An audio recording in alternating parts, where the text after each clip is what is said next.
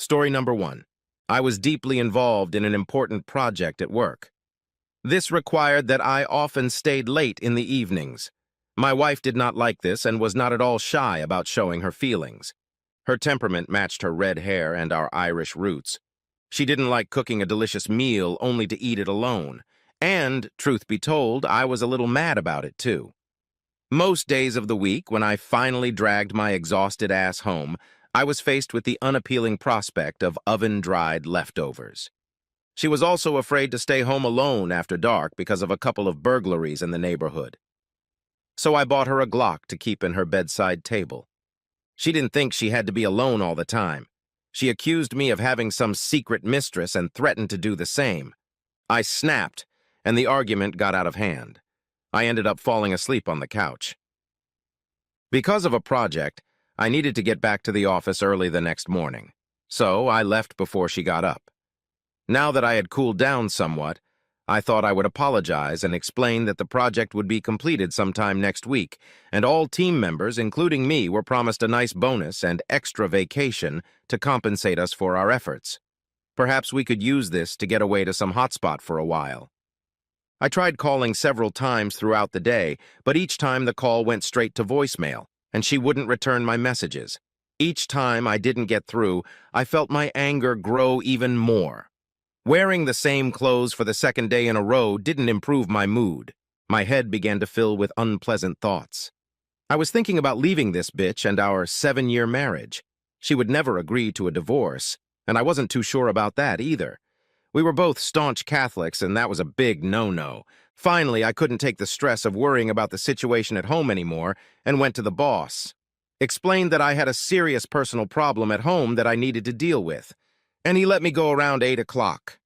It was about a half-hour drive home, and when I got there, some unfamiliar car was parked in my spot. I parked on the street and went to the side door to enter the usual way when I happened to peek through a gap between the curtains in the living room. What I saw made my blood pressure instantly skyrocket. Trying to look in through the gap in the drawn curtains made everything a little hazy and fuzzy, but I could definitely make out my wife kneeling and some guy. His back was to me, so I couldn't get a good look at his face, but I could see that my wife had a joyful expression on her face as they held hands tightly together. At least they were fully dressed, he in a black suit that seemed somehow vaguely familiar, and she in her modest Sunday dress. I was furious. My adrenaline was raging, and it felt like my veins might burst at any moment. I decided to scare the hell out of these two before they did anything. So I crept through the side door as quietly as I could.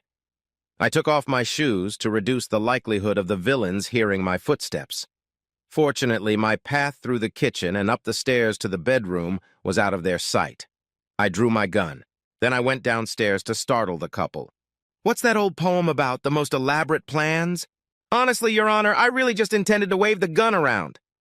I never meant to hurt anyone. It just happened to go off on its own. Twice. Oops. My bad.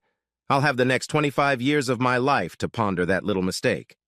I think the death of my wife and the priest who listened to her confession pretty much guarantees me a trip to the hot spot. Hot spot, even without the extra time. Story number 2. I've been sleeping with Mitch Jacobs for the last 6 months, Tracy Aldred blurted out to her husband Josh one night as the two of them watched television in their family room. Joshua Aldred cringed slightly as he heard his wife finally voice her infidelity. "I know." The next sound Joshua heard was the sound of his wife spitting out the red wine she had just drunk. It left a nasty mark on both the cream-colored couch and her white blouse. Wait, what? You know?" "How could you possibly know?" she whispered, her face taking on a crimson hue almost as dark as the growing stain on the couch. "Is that the most important thing you have to worry about right now?" Joshua asked calmly. Her face remained flushed as several questions raced through her clouded brain. "Well, I just thought we were being very careful so that you would never find out or get hurt because I love you, you know," Tracy said hastily. Joshua fixed his gaze on the foolish woman who was not long to be his wife. She wilted under that stern gaze. "How many people have you told, Tracy?" he asked quietly. She hesitated for a few seconds. He could almost literally see the proverbial wheels turning in her head. Just the one. I was saying, Lucy Hanson, she's my best friend. And she has the biggest mouth in town, Joshua interrupted. You, of all people, should know better than anyone not to say Lucy's mouth. Ah! Tracy screamed in frustration. So if you thought she wouldn't blab around town, why did you tell me your secret now? Because the guilt was killing me. I thought if I told you and we worked it out, I could keep the affair going until it went away. And then we could... This time the woman was interrupted by the sound of her husband's insane laughter. Really? You expected me to somehow let you continue sleeping with another man until the affair runs its course, he replied, his voice trailing off into a falsetto as he quoted her earlier statement. A smile contorted his handsome face as he laughed heartily. Tracy looked at him as if she was seeing him for the first time. We've been married for 12 years, together for 15. In all our conversations over the years, have I ever let you know that I would like to share you with another man? Well, no, but you almost always gave in to me when we argued, and I know you love me enough to give me that, she said with more hope in her voice than was in her subconscious. Ha ha ha ha. Ha ha ha! That's rich, woman. You're equating an argument about whether to get a second dog with whether I'm going to let you continue to have fun with another man. Obviously, you've mistaken me for some random cuckold, Joshua said. But it doesn't have to affect our marriage, she said. It hasn't affected it yet. That's what it seems like to you, and you obviously haven't been paying much attention because you've been so busy with your lover. Have you noticed that I haven't touched you in the last month, since I found out about you and Mitch?